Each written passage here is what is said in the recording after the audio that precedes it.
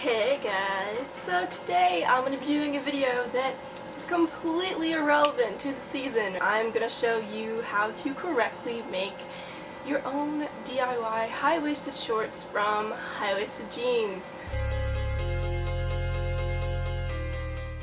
I know what you're thinking, Rachel, it's snow outside. What did you ever wear high-waisted shorts in winter for? Well, I am also going to show you how to wear high-waisted shorts in winter. On to part one.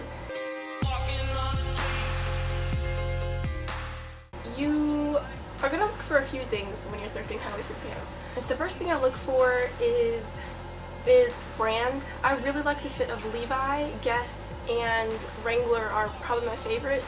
It's kind of like a bonus. It's not really like a qualifying thing of whether I will or will not pick up a pair of high-waisted pants. But another thing you're going to want to look for are pockets. These are pretty large pockets, and they're also low.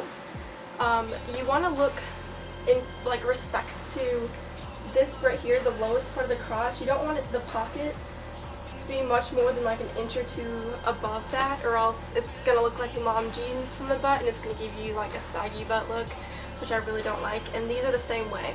These are actually the Wrangler ones, as you can tell.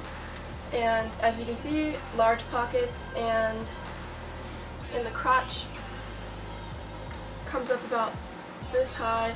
It's about 1.5 inches over is the bottom of the pocket.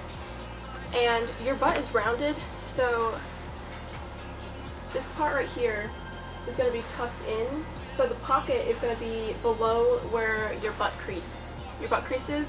So it just kind of has like the boyfriend pocket on it. I really like those better, and you will find that more in men's jeans. The next thing you want to look for are the front pockets, and this falls under like just aesthetically pleasing things. Once again, I really like these because when I was trying them on, I felt how long the pockets were, and I had wanted a pair of high-waisted shorts that had pockets that were exposed. So with these, when I wear them, this right here, the bottom part of the pocket, actually hangs out of the cuff, and that's what I really like about those. So that's one thing you might want to feel how deep the pockets are and see if your hand goes below where you want to cut them to see if it'll be exposed. Look for buttons. These buttons, or this pair of shorts is the Gap pair, and it has 1, 2, 3, 4 buttons that go in front. I would prefer it if they were exposed. I like the look of high-waisted shorts with exposed buttons. They're actually really good looking on, so I really like them. The last thing you want to keep in mind when you're picking out pants to make high-waisted shorts is to make sure that you're buying fitted high-waisted short or fitted high-waisted pants. You do not want to buy high-waisted pants that are loose around the leg. I'm hoping you can tell, but the leg area right here is not super wide. They're just cut in a way that it hugs your leg instead of being gappy, because a lot of high-waisted shorts end up being really gappy. When you sit down or you like cross your legs, you're going to be exposing a lot that you don't want exposed. So that's why I do look for pants that have a tighter upper thigh area. Okay, there are only 2 things you are going to need for this, and that is, of course, your high-waisted pants and a pair of handy-dandy scissors. If you have access to like fabric cutting scissors, use them. Your hands will thank you because it hurts so bad to have to cut jeans with regular kitchen scissors. But if you don't, these will work. With this tutorial that I'm showing you today, this DIY, I'm going to show how to cut cuffed high-waisted shorts and how to cut frayed high-waisted shorts. The first one I'm going to do is the cuffed one, and I'm going to do that with the black ones.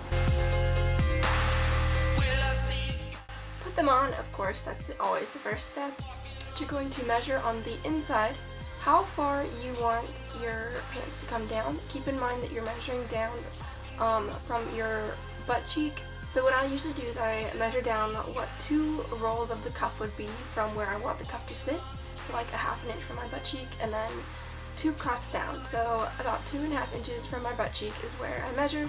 You want to make sure that when you're looking at your shorts, it goes like this. It's a more flattering shape. I don't know why it works, but that's what you need to do. You want to cut from the inside up, and then you're going to try them on and cuff them up. That's it. Those are pretty simple. And then with the jean shorts, the ones that I made into just regular cutoffs, no cuffs. What you want to do is put on your pants, obviously. This one is easier to use a Sharpie with. What I do, because it's the most important part, is I measure the inner thigh, the inseam. I measure how far down I want that to be, and then I do the side up from there. I don't measure from the side first because then your inseam might be too short.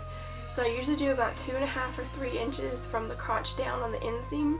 And then for the back, I put a dot about 1 inch or 2 below my butt cheek, and then I kind of draw a little curve of where I want it to be. When you fold your pants over and you try to straighten them out, you can tell that there's going to be 2 seams on one side.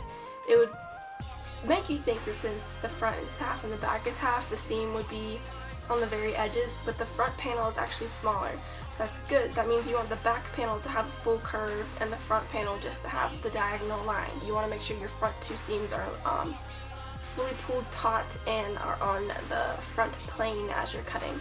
So you're going to cut the seam by either fold it face to face or back to back. Make sure you're pulling the crotch out so that way it's tight and there's no wrinkles and they're going to mess it up. Use your Sharpie, put little dots on the same curve, and if they're on the inside of the pants, then the fray will just completely take them away. You won't see them once your pants start to fray. And if they're on the outside of the pants, you want to make sure you're cutting above them so that way they are on the piece that you're taking off. And just cut the curve, and make sure you try to make everything nice and neat. When you take them and lay them down, make sure everything looks nice and neat. If anything doesn't look even, lay them out, stretch them, and see if anything didn't match up. If it didn't, try to make them even, but be careful. You might want to try them on before you do that because you don't want to cut too short on accident. It's better to have one leg a little too short than both too short. That is it. That is how I make my high-waisted shorts. These 2 came out really well. I'm really pleased with them. And I'm glad that I have 2 more to add to my collection. Pretty excited about that. And I'm actually not going to do it with this video, but I'm going to put up a video tomorrow, and I will link it right here, that is going to be how I style high-waisted shorts for winter, for cold weather in general. And I hope you guys are looking forward to that, because I sure am. And I know it sounds kind of like a dummy thing, but really high-waisted shorts are a little bit more complicated than people think they are. You want to make sure they come out good and that they're something that you're going to be comfortable wearing and they're not going to be too short. So thank you guys for watching, and I will be seeing you tomorrow. Bye!